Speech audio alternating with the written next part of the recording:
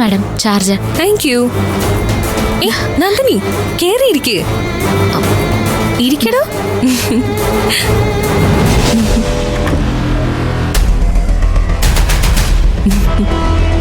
ഇരിക്കേ.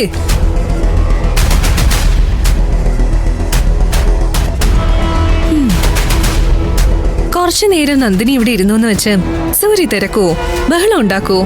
ഏയ്, സൂര്യ സാർ മദ്യപിക്കാനിരുന്നാ പിന്നെ ആരുണ്ടായാലും ഇല്ലെങ്കിലും ഒന്നുമില്ല. നിങ്ങൾ തമ്മില് അധികം ഒന്നും സംസാരിക്കാറില്ലേ?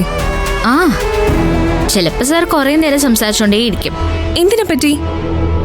ഓ, സാറങ്ങനെ പ്രത്യേകിച്ചൊരു കാര്യം പറയൊന്നുമില്ല. ചില ദിവസം സാറ് പഠിച്ചിരുന്ന കാലത്തെ കഥകളൊക്കെ പറയും, ചില ദിവസം കമ്പനിയിൽ പോയിരുന്ന കാര്യങ്ങളൊക്കെ പറയും. അല്ലാതെ സ്നേഹമുള്ള ഭാര്യയും ഭർത്താവും അടുത്തിരിക്കുമ്പോ ഒരുപാട് കാര്യങ്ങൾ പറയാറില്ലേ? മറ്റാരും കേൾക്കാൻ പാടില്ലാത്ത. ഒന്ന് പോ മാഡം, ഞങ്ങൾ തമ്മിൽ അങ്ങനെയൊന്നും പറയാറില്ല. നന്ദിനി ഏതുവരെ പഠിച്ചു? ഞാൻ അധികം പഠിച്ചിട്ടൊന്നുമില്ല.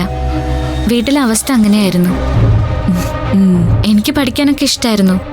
പക്ഷേ അച്ഛൻ ഒറ്റയ്ക്ക് കിടന്ന് കഷ്ടപ്പെടുന്ന കണ്ടപ്പോ ഞാൻ നിർത്തി.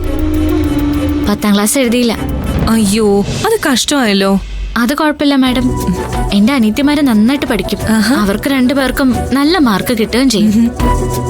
അവര് പരീക്ഷയ്ക്ക് നല്ല മാർക്കൊക്കെ വാങ്ങിക്കുമ്പോ ഞാൻ പറയും, എനിക്കും കൂടി വേണ്ടിയിട്ടാ നിങ്ങൾ പഠിക്കുന്നതെന്ന്. അത് കേൾക്കുമ്പോ അവളുമാർക്ക് നല്ല ഉഷാറാ. നന്ദിനി ഇത്ര പാവമാണെന്ന് എനിക്കറിയില്ലായിരുന്നു. മനസ്സിലൊന്നുമില്ലാതെ ഇങ്ങനെ വെട്ടിത്തുറന്നുള്ള സംസാരം കേൾക്കാൻ എന്ത് രസാ. എനിക്ക് മാഡത്തിനെ കാണുന്നത് വലിയ ഇഷ്ടാ. ആണോ? പിന്നെ മാഡത്തിനെ കാണാൻ നല്ല ഭംഗിയല്ലേ? മാഡം നടക്കുന്നതും ഇരിക്കുന്നതും സംസാരിക്കുന്നതും ഒക്കെ നല്ല സ്റ്റൈലല്ലേ? ഞങ്ങളുടെ നാട്ടില് ഏകദേശം മാഡത്തിനെ പോലൊരു പെണ്ണ് കുറച്ചു നാൾ മുമ്പ് ഉണ്ടായിരുന്നു. അതാരാ? അത് ഞങ്ങളുടെ അടുത്തൊരു തറവാടുണ്ടായിരുന്നു, മേനോത്ത്. അവിടുത്തെ മൂത്ത മകൻ അമേരിക്കയിലാ. അയാള് ഒരു ദിവസം ഭാര്യയും മക്കളൊക്കെ ആയിട്ട് വന്നു.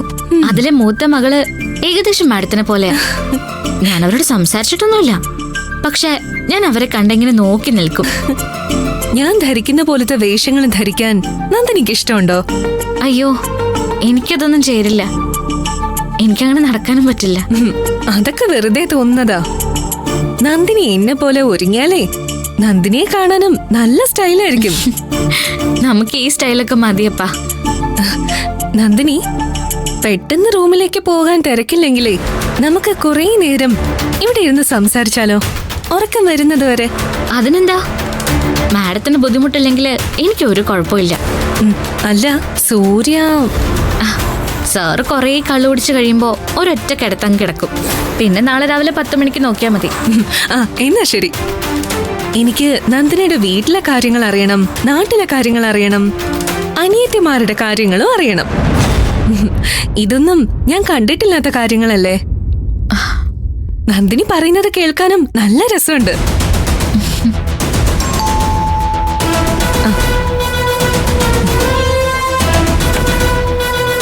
ഹായ് മാഡം, മാഡം പറഞ്ഞ ജ്യൂസ്. Thank you. ഓക്കെ.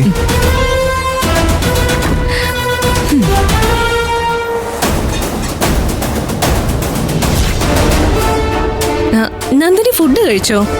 കഴിച്ചു മാഡം. ഞാൻ കുറച്ചും കൂടെ നേരത്തെ ആലോചിച്ചിരുന്നെങ്കിൽ നമുക്ക് ഒരുമിച്ച് കഴിക്കായിരുന്നു. ഇനി വേറൊരു ദിവസം ആകാല്ലേ?